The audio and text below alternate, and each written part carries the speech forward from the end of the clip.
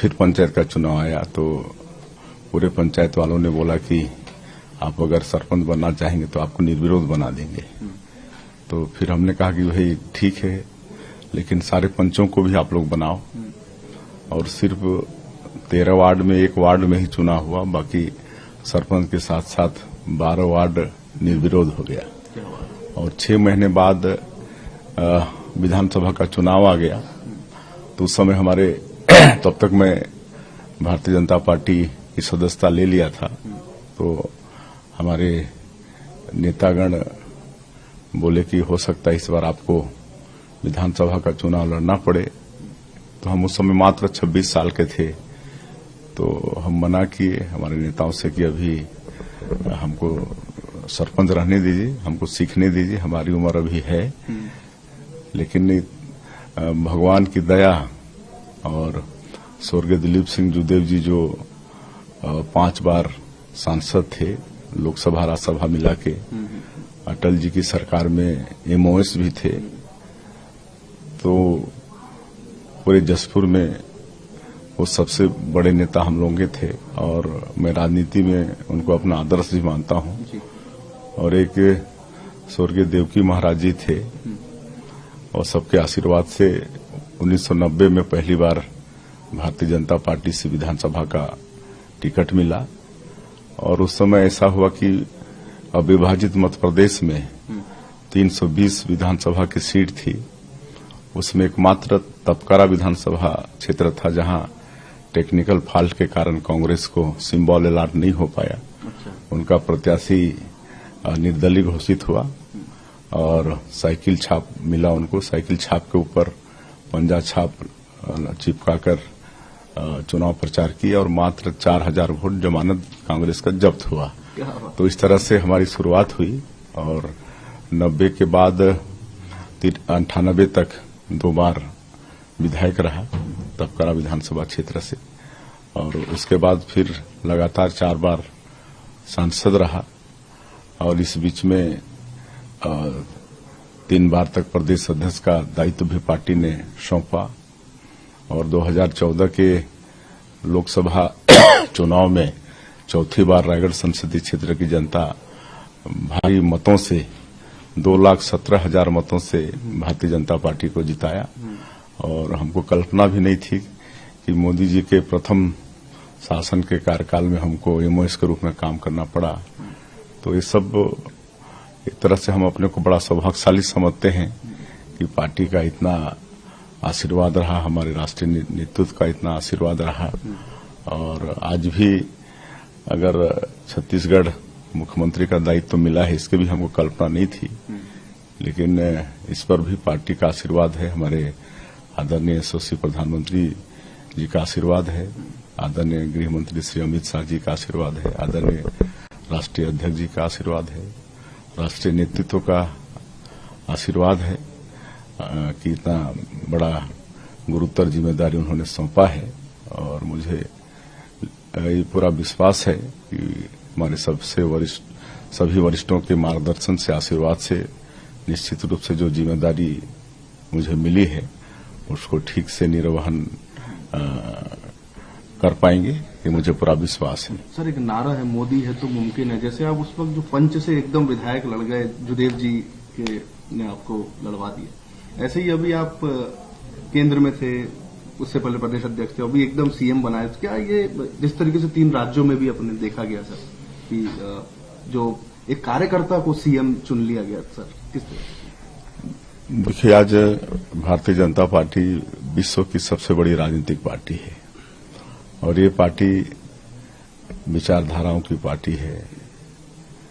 इसमें नीति होते हैं, नियम होते हैं, नियत होता है और कार्यकर्ताओं का सम्मान भी होता है। और एक कार्यकर्ता अगर अपनी निष्ठा के साथ, ईमानदारी के साथ परिश्रम करता है तो इसका फल जरूर पार्टी से मिलता है।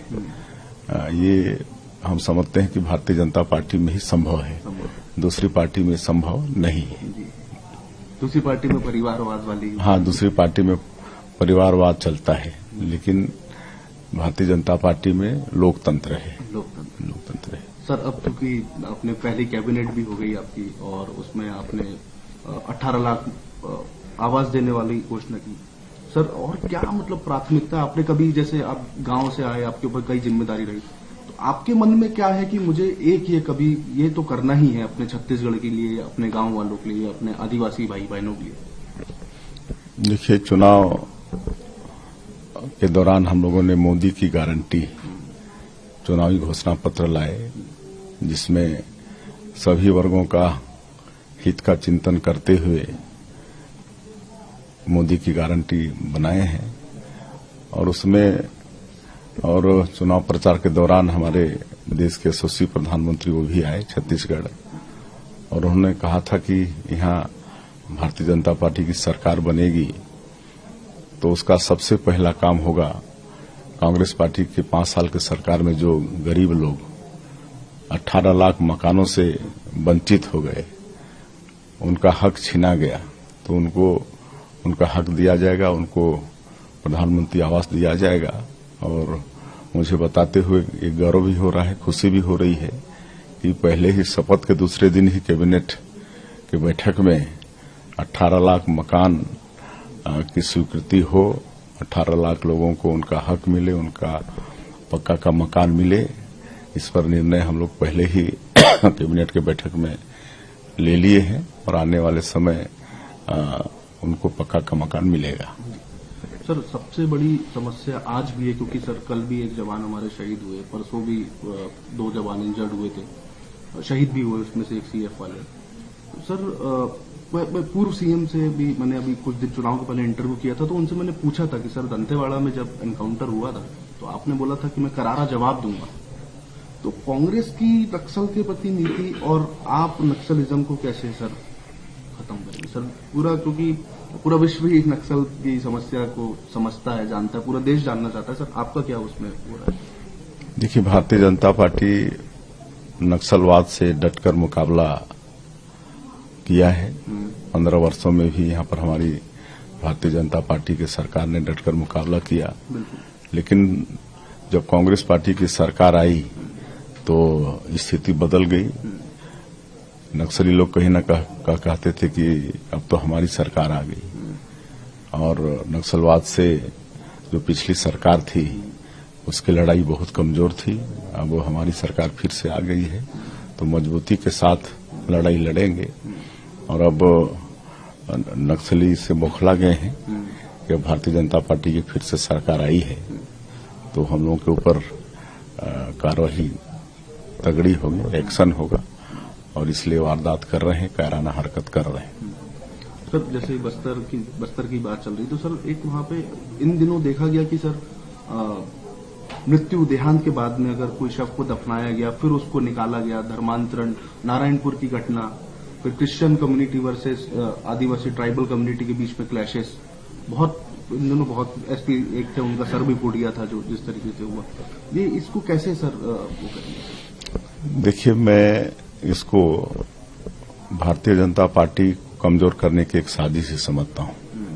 आज बस्तर, सरगुजा ये आदिवासी बहुल क्षेत्र है। यहाँ पर आदिवासियों को बहकाया जा रहा है कि आप लोग हिंदू नहीं हो।